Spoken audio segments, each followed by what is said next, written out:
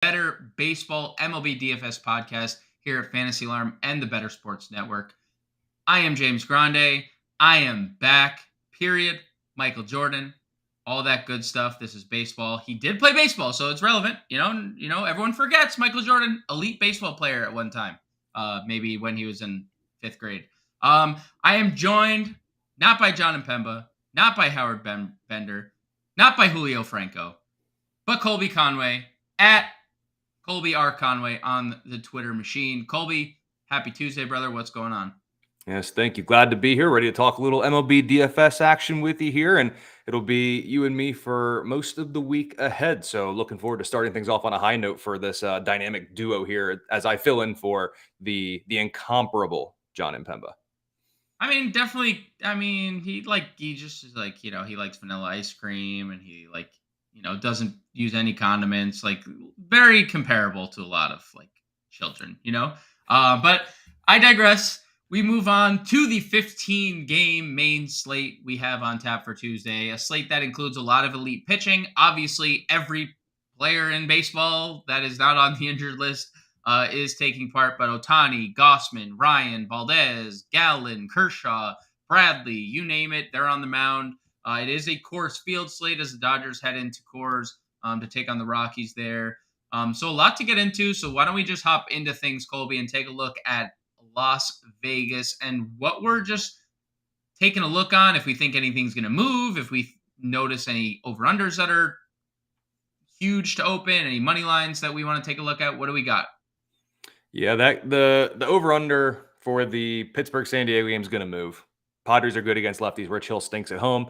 That line is bound to move. And it's crazy. Coming into the 2023 fantasy baseball season, Sandy Alcantara coming off a massive year, and now you look at it going up against the Red Sox of all teams, and they're not heavy favorites at all. What a fall from grace that it's been for him this year. I actually like a couple Boston bats because he's just been so bad we have to consider it. But first glance, those are the ones that stick out. Cincinnati as dogs on the money line is a bit interesting. I know Andrew Abbott's flirting with fire. He's really, yes. It's been good, but we're teetering right now. It's close. So those are a couple ones that jump out up front, with the big one being if the line for San Diego Pittsburgh is going to stay at 8.5, even if it moves to 9 or even 9.5, there's going to be runs scored in this game, and it's mainly going to be from one side, and it's not the side that I'm ideally rooting for.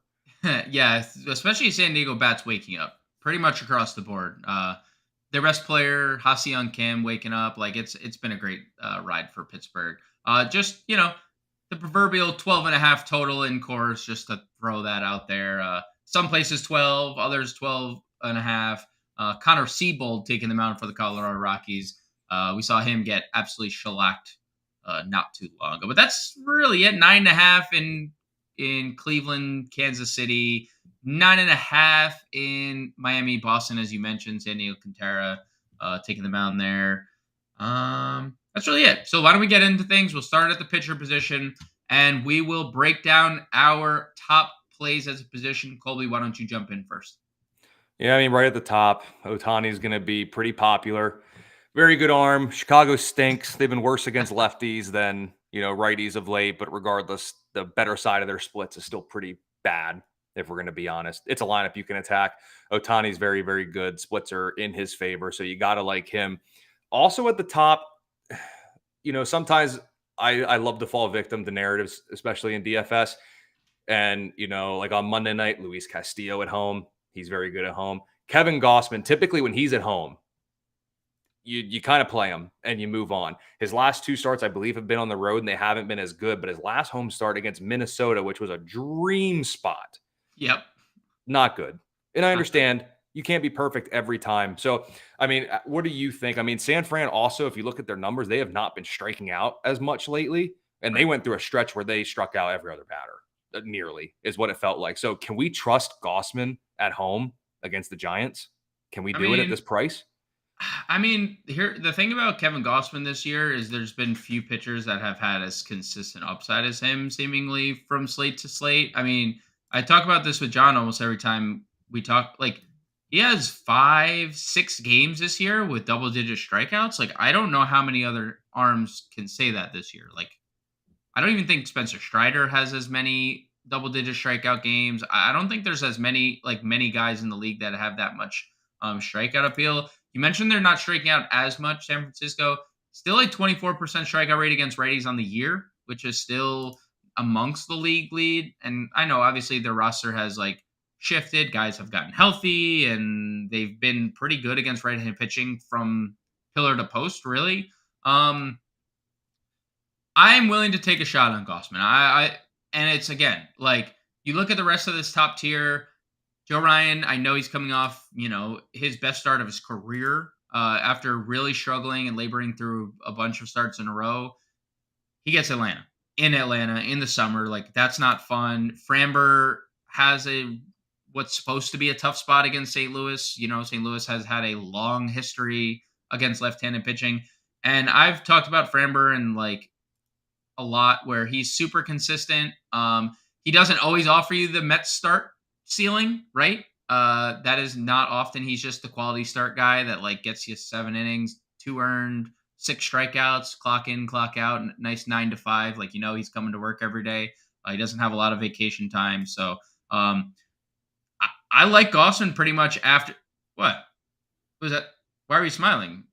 Vacation time. I mean, you're like the meme where it's vacation, your vacation time, Colby, and then you guys are shaking hands. That's you. Anyways, I digress. I'm with Gossman. I like Ohtani as well. I think he's my top arm. I think Gossman's number 2.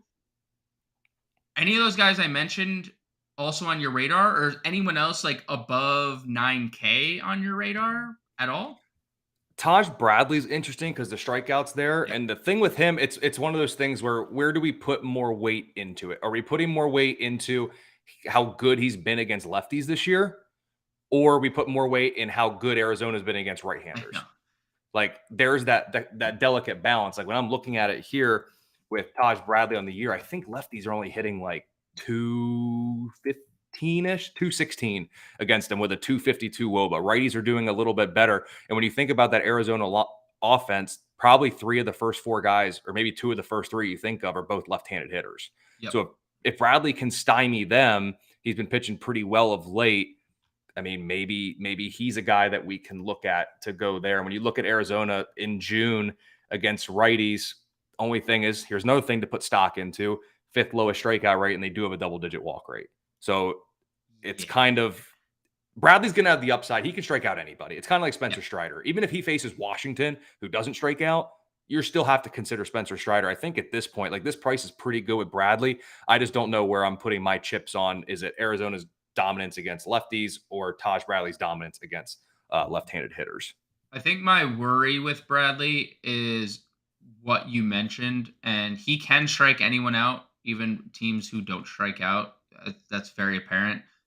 But the pitch count has been kind of limited upon his return back to the majors. We've only seen him hit 90 pitches once. And if Arizona's working counts and we see the 3 to 4 walk Taj Bradley like he was against Oakland, Texas, Boston, are we even getting 5 innings here out of Taj Bradley? And at 9,400, that's where I would run into a little concern. For $200 less, I would go to Bryce Elder in a spot who had a guy who has not had much pitch limitations or pitch count limitations. And I don't think he has nearly as much upside as Taj Bradley does. Bradley had 10 strikeouts in the first 11 batters he faced against Oakland, and the wheels kind of fell off and the walks started piling up. But Elder has looked really good in back-to-back starts against Colorado and Philly. And, one of those offenses is unlike the other, obviously, but he does nothing but keep the ball on the ground. Nobody hits the ball in the air against Bryce Elder. And Minnesota, when you talk about strike, this is a spot that we could see Elder flash strikeout upside. He's had 8 strikeouts in a game. He's had a bunch of 6 strikeout games. Minnesota leads baseball in strikeout rate against right-handed pitching. And yes, they have power, but 9,200 for Elder is a very safe price. He's had 20 or more fantasy points in 3 of his last 4 starts, excluding the blow up against everyone's worst nightmare, Washington, which again, I don't know why people target Washington with pitchers, but that's their fault. But I like Elder here, 9,200 more than Bradley. Like I like Bradley's ceiling more, but I'm just worried about the spot because, like you said, Arizona does not really have any deficiencies against right-handed pitching. Yeah, I think that's fair. And then the other two that are kind of intriguing. Where is that San Diego right-hander? There he is. There he is. All right. Pittsburgh's offense has been anemic over here in the month of June against righties. I mean, they're not striking out a ton. They're in the lower third in the league in terms of strikeout rate, but they couldn't hit water if they were stuck in the ocean right now. Yeah, they are struggling. But then you look at Darvish, and he's allowed like 73 earned runs in his last 3 starts. So and his splits, he's better at home than on the road. Yep. And now he's going to Pittsburgh. He's in a great spot for a win. San Diego is going to win this game. They're going to pummel Rich Hill, which we'll talk about in a bit. Boy, I don't know if I can trust Darvish in cash, but I think if you want to get a little creative in a GPP, Darvish, I mean, this could be that Darvish outing where he comes out 6 2/3 shutout innings with 8 or 9 strikeouts against this Pittsburgh team. It very well could happen. The Cubs start. If the Cubs start, it could look identical to something like of this degree. And I completely agree, Colby. Like this is the first place I went to in the mid tier. Not because I think Darvish has pitched well, because he hasn't really at all this year. He has a handful of good starts and a lot of bad starts for a guy that's being paid a lot of money and has been a guy as highly as regarded as Darvish has. And sometimes people run their course. I still think there's stuff in there. The strikeouts have been decent lately, 5 or more in 4 straight starts. And you mentioned your Pirates have not been the same team this month, unfortunately. So I think Darvish is going to be pretty popular, and I agree on the tournament front. I don't think I can get there in cash, but tournaments I have. I mean, look, he has a 36-point ceiling, right? We have a 44-point discrepancy between ceiling and floor. So that is what you call GPP special right there. So I agree. What else we got at pitcher? Any good value? I think there's some pretty interesting value on today's slate.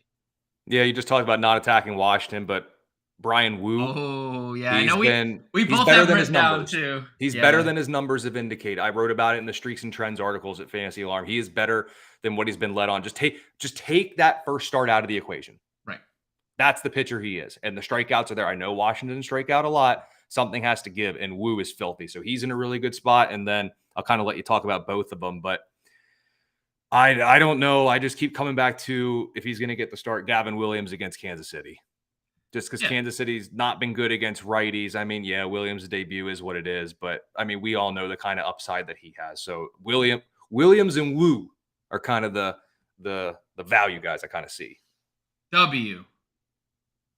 That was like win W. I guess I should have said the wow you plays. That would have been really cool for alliteration. But it's not as cool when you have to just cut it in post and then come through that. The wow you plays. Yeah. Nice. I like that. That's you're gonna be a great dad with all these dad jokes. Oh God. I'm a one day, Colby. One day. It works. Yeah. I agree on both. Wu is in it. Look, Washington doesn't strike out. But like we just talked about it with Strider and Taj Bradley. Like some people just miss bats, and that's just what their nature is.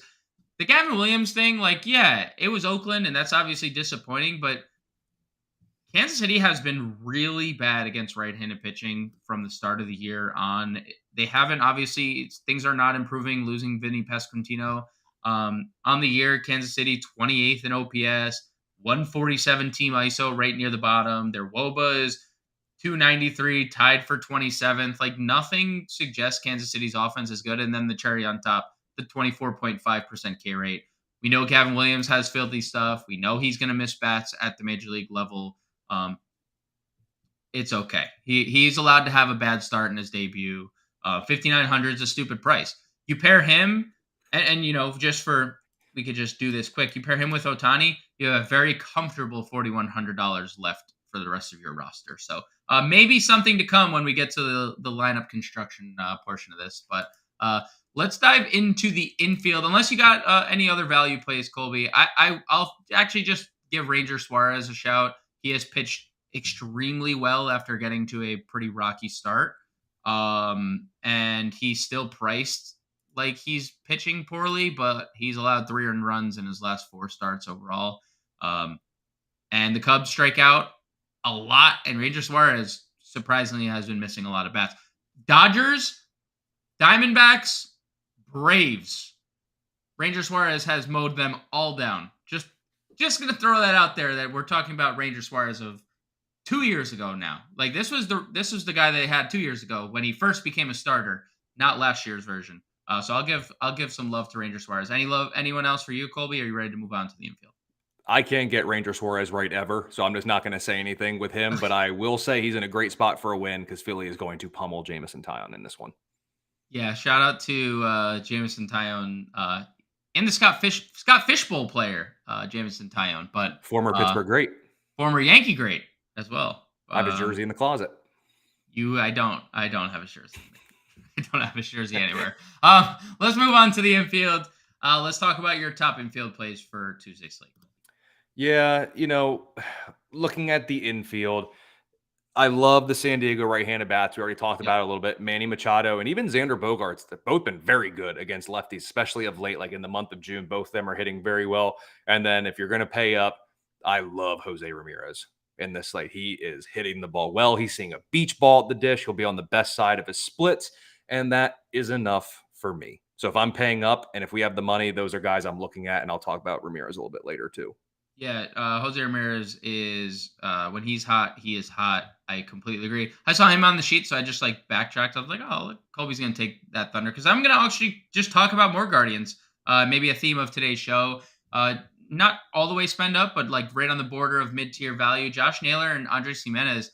I really like the Guardians in this spot. And it's not a lot of times we get to talk about the Guardians, but they're going up against Brady Singer. Coming off 5 earned his last start. Brady Singer, 6.34 ERA on the year. Just not the same guy. I know the ground balls were great his last start against Detroit, but he has largely been bad. And Josh Naylor has been insanely underrated. 57 RBIs on the year. I bet you nobody realizes that Josh Naylor's in the top 5 of RBIs on the year unless you're really dialed into what's going on around baseball. Josh Naylor would not be at the top of the list of guys that are driving in elite run production, having elite run production numbers this year. He's been really good lately, 3-18 over his last 10. And again, gets Singer here. So I really like Naylor back up 291 average, and Jimenez still under 4K. He's coming around, power, 2 triples in his last 10 games. We're starting to see a little bit of the reason they gave him $100 million in the offseason, with the power and the speed. So I like both Guardians to pair with Jose Ramirez. Freddie Freeman in cores, obviously, against Connor Siebold. Corey Seager is if Shohei Ohtani didn't exist, would probably be the clubhouse leader for AL MVP right now. And I did mention Ha-Seong Kim is not having too bad of a stretch right now, Colby. But really, 353 his last 10 games. We're homering during the pandemic, I did the KBO coverage, and Ha-Seong Kim was the talk of the town, coming over from the KBO. This guy was a 30-30 player in the KBO.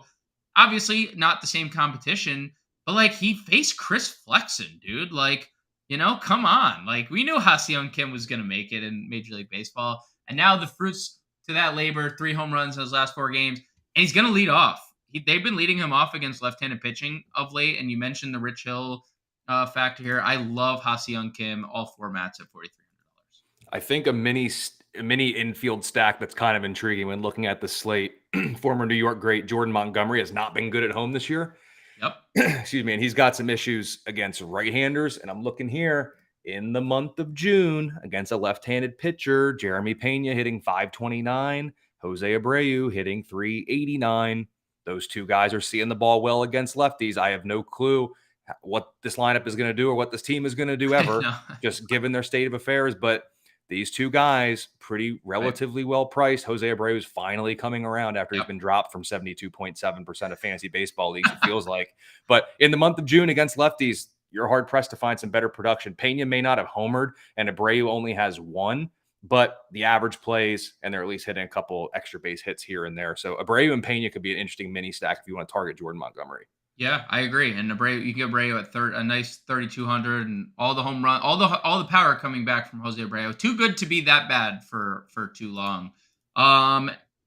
Any I got a couple. We'll move on to value. I just have a couple. I didn't love the value infield. I like the value outfield a lot more. Tony Kemp has been on one lately. I don't mind him. And the Dodgers recalled Michael Busch. He was one of their top prospects. He has not been great at the major league level, but nothing like a good Coors Field bump to get your bat going. What do you got here in the value tier, Colby? I see a couple guys you got listed. Yeah, I already talked about the two Houston guys. I like Justin Turner. Any pretty much left-handed bat for Boston plus Justin Turner, I think, is fine against Sandy of the Marlins. Bryson Stott, lefty bats for Phillies are going to be just fine against Tyon and the Cubs, if I'm not mistaken. Yeah. Yep. So that one's going to be good there. And then another one, too, when researching the slate for Monday, Jordan Westburg, young guy. He's going to be very minimum price. And if I don't have the tab open because I closed it, but if I remember correctly, no, he hit righties better. Yeah, I think he hit righties better than Myers, but he's coming up from pretty big AAA production, and he's going to come up. And if they're going to keep him, as long as he's going to be this cheap, you have to consider him at any price, especially if you're going to try to get funky with two pretty high priced pitchers. He's going to be a free square for a little bit here for us. Hit seventh on Monday, a walk and a run scored in his first professional at bat. So he's already like 2x. Already paid off the price and more.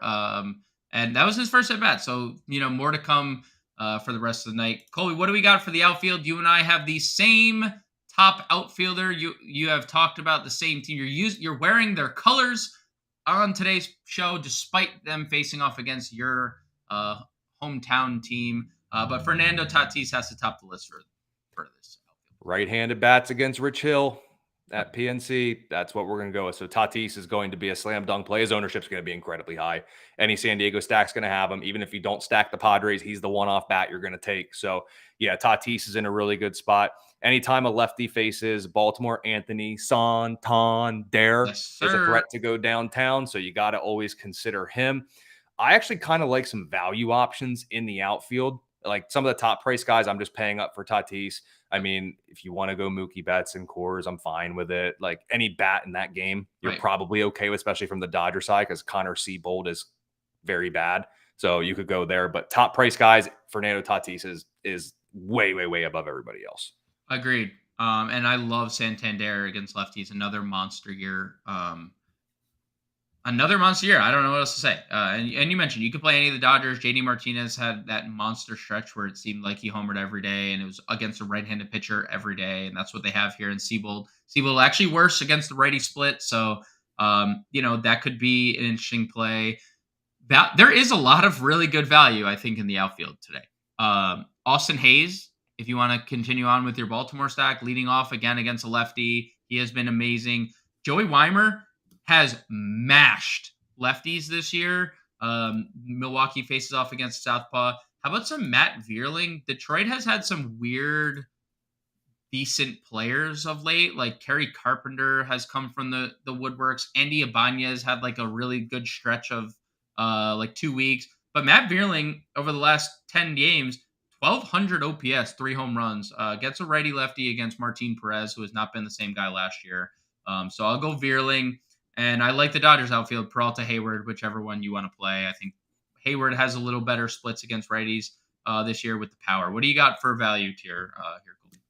Yep, Alex Verdugo, very good against righties of late. He's in a very good matchup there. And then don't overlook any Philly stack with Brandon Marsh hitting 351 over his last 39 plate appearances, including he's got like 4 multi-hit efforts in like the past week or so. I mean, last 10 games are good right there. 2 hits, 2 hits, 3 hits, 2 hits. Yeah, I mean, Brandon Marsh, I'm surprised he's 3,100 with how bad Jameson Town has been, 1 at home and 2 against left-handed bats. And that's something that's kind of plagued him for most of his career, the lefty side. So I love Philadelphia left-handed bats tonight. And I think Marsh, not only is he a great value, but the point per production that we could see from him could be very, very profitable. Yeah, Tyon against lefties, man.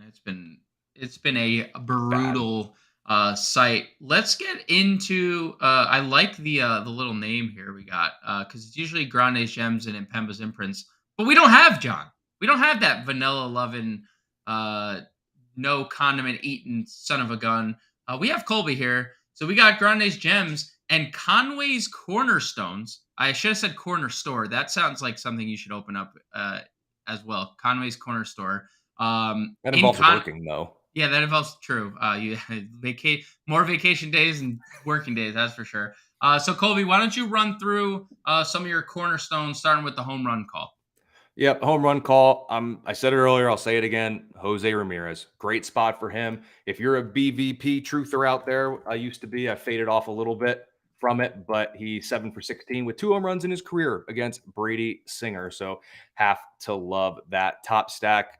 Out, obviously, Dodgers love them at Coors, but I've said it enough. I've trashed these colors right here. I got to say it again, but the Padres, led by those right-handed bats against Rich Hill. That's the stack that you want to know. Contrarian stack, I've kind of said it a bit. I really like yours, so I didn't want to copy you, but Red Sox and Phillies, I don't know how contrarian they actually end up are, but they're not one of the big two, so that's going to make them contrarian. Star of the night, I robbed from you, Fernando Tatis Jr. He may go yard twice. It's just simply, it's that simple. And the value play of the night is Mr. Multi-hit effort over the past week. Multi-hit effort after multi-hit effort. It's Brandon Marsh. Love it. Even though he's still my star of the night. So obviously, tee that up that he is my star of the night. He's also my home run call. Top stack is the Dodgers in Coors Field. Contrarian stack. I'm going to go with the Cleveland Guardians. I am a believer tonight. I don't like the name, but I am a believer of the team, at least on Tuesday. And I'm going to stay with the Dodgers theme. Jason Hayward, he's had us a 200 plus ISO against right-handed pitching this year. So shout out to the J. Hey, kid. Cole, we have a couple of minutes left, so let's just cruise through a lineup. I would say we were both on the Ohtani front. What do you want to do? Do you want to go Darvish, or do you want to go all the way down to Williams or Woo? Let's start with Darvish. It's easier to take money away. Okay. Then try to find ways to add it in. I agree. What do we got? We didn't talk a single catcher, because that's usually how things go with catcher in general. Is there anything that stands out specifically? I mean, let's do this because we're gonna play Tatis. He's probably the first player we're gonna plug. Sorry. Hey, we're playing our boy Kim. Any what do we got for value plays? We're gonna have to. We can go Jose Abreu. Go Marsh, Abreu, maybe even Jeremy Pena. Marsh, Abreu, 3,200. Let's go to. I think Pena's 4,100. That's okay. Now we're cooked. Catcher. Let's just punt catcher, right? I mean, we're gonna have some punt outfielders. Who is our favorite punt catcher of the day? I mean, Yan Gomes gets a lefty. That's always one of my favorite things. Matt Thaiss isn't bad against righties for the Angels. He sure is. Did I pass Thaiss? I don't think I did. I don't even know what his price is. He's here. There he is. 3,700. Oh, we need something cheap. You know what? What do we got? We got third base, catcher, outfield. How expensive is Joey Weimer? Are you cool with Joey Weimer against a lefty? 2,600. Yeah. David Peterson's been kind of. Yep. Third base. Do you want to go with a? Well, we can't get Ramirez. Let's try this. Yeah, we're gonna work on getting Ramirez here. 5,900. Ramirez. Yep, so Ramirez.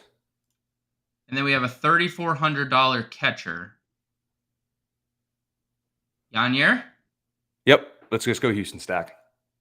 That'll do it, guys. For those listening on the podcast, Shohei Ohtani, Gavin Williams, Yanier Diaz, Jose Abreu, Ha-Seong Kim, Jose Ramirez, Jeremy Pena, Fernando Tatis, Brandon Marsh, and Joey Weimer. $100 left over. That'll do it for the podcast. Colby and I will be back at 5 p.m. Eastern Standard Time with your MLB DFS live stream here in the Better Sports Network and Fantasy Alarm.